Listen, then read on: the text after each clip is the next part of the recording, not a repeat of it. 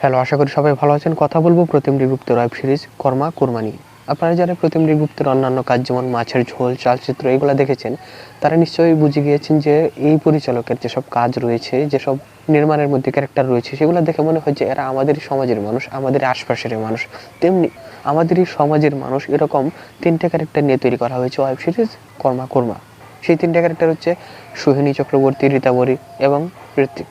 এবং ৩ জনই দারুণ পারফর্মার। এই ওয়েব সিরিজটার প্লট হচ্ছে যে ২ জন গৃহবধূ রীতাবরী এবং সোহিনী, তাদের জীবনে কিছু ঝামেলা রয়েছে, কষ্ট রয়েছে। সেইগুলা কারণ হচ্ছে তাদের স্বামী, এবং তারা তাদের স্বামী থেকে যে রিভেঞ্জ নেয়ার জন্য বিভিন্ন কাজ করে এবং সেটা এক পর্যায়ে কোন জায়গায় গিয়ে দাঁড়ায়, এবং সিনেমার এই সাধারণ ঘটনা বা সাধারণভাবে রিভেঞ্জ নেয়ার যে ইচ্ছা, সেটা কোন দিকে গিয়ে টুইস্ট হিসেবে আমাদের সামনে আসে, এই ব্যাপারটা নিয়ে সিনেমা। আর এই যে ব্যাপারটা, এই ব্যাপারটা এগিয়ে নিয়ে যায় আস্তে আস্তে পুলিশ চরিত্রে ঋত্বিক চক্রবর্তী মূলত এই ওয়েব সিরিজের প্রাণ। কেননা ঋত্বিক আসার আগ পর্যন্ত প্রায় ২০-২৫ মিনিটের মতন সোহিনী এবং রীতাবরীর যে ক্যারেক্টারটা একটা পর্যায়ে গিয়ে মিট হওয়া এবং বিল্ড আপ করা, সেটা হওয়া পর্যন্ত জাস্ট খুবই অ্যাভারেজ মানের ভাবে গল্পটা এগিয়ে যায়, এবং গল্পটার প্রতি এত এঙ্গেজ হতে পারি না। মনে হয় যে গল্পটা খুব বেশি নরমাল মনে হচ্ছে এরকম।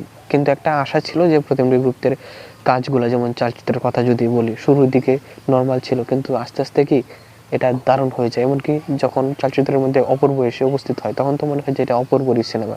এরপর যখন ঋত্বিক আসে, এটা ঋত্বিকেরই ওয়েব সিরিজ হয়ে যায়। কেননা কারণ ঋত্বিকের যে মুভমেন্ট, কথা বলা বা কথার মধ্যে হিউমার আনা এবং বিভিন্ন উদাহরণ টেনে নিয়ে আসা, এইগুলা কি এই বাকি ২টা যে ক্যারেক্টার, তারা যেসব মোটিভে কাজ করে বা মোটিভে চলাফেরা করে, রিভেঞ্জ নেওয়ার একটা চেষ্টা করে, সেইগুলাকে বোরিং যে একটা ব্যাপার ছিল সেটা ওভারকাম করে দেয় ঋত্বিক।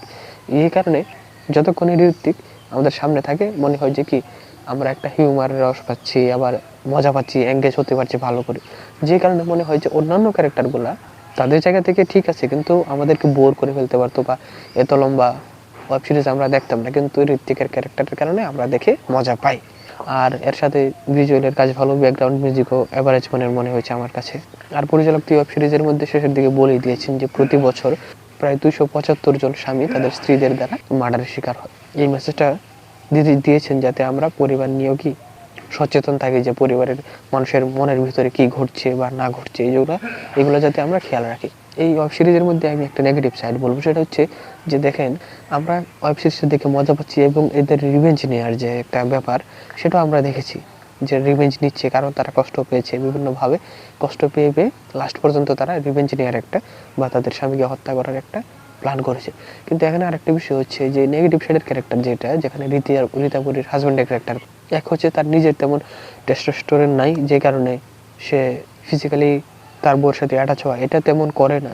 অন্যদিকে তার কোনো বাচ্চা কাচ্চাও নাই।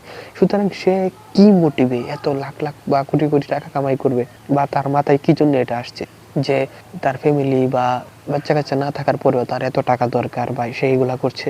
সে তো ফ্রাস্ট্রেশনেও থাকতে পারতো, যেমন করে তার ক্লায়েন্টরা ফ্রাস্ট্রেশন বা বিভিন্ন অভাবের কারণে, সন্তানের অভাবের কারণে তার কাছে আসে, তেমনি তারও তো এরকম কোনো মেন্টালিটি থাকতে পারতো যে আমার বাচ্চা দরকার, অথবা আমার স্ত্রীর জন্য, অথবা যে কোনো কারণে তার মেন্টালিটি এমন হয়ে গেছে সে হিউম্যান ট্রাফিকিং করবে অথবা অনেক অনেক টাকা কামাবে, যে কারণে সে অন্যায় কাজগুলো করছে।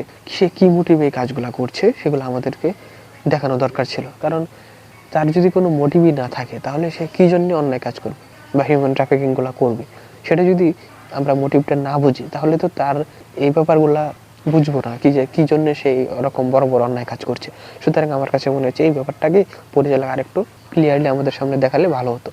এই ছিল আমার কথা। আর ইতিমধ্যে যারা এই ওয়েব সিরিজটা দেখে ফেলেছেন, তারা আমার সাথে এগ্রি করেন কিনা বা ডিসএগ্রি করেন কিনা সেটাও কমেন্টে জানাতে পারেন, এবং সিনেমা নিয়ে নতুন নতুন তথ্য পেতে, আপডেট পেতে এবং রিভিউ পেতে আমাদের সাথে থাকুন।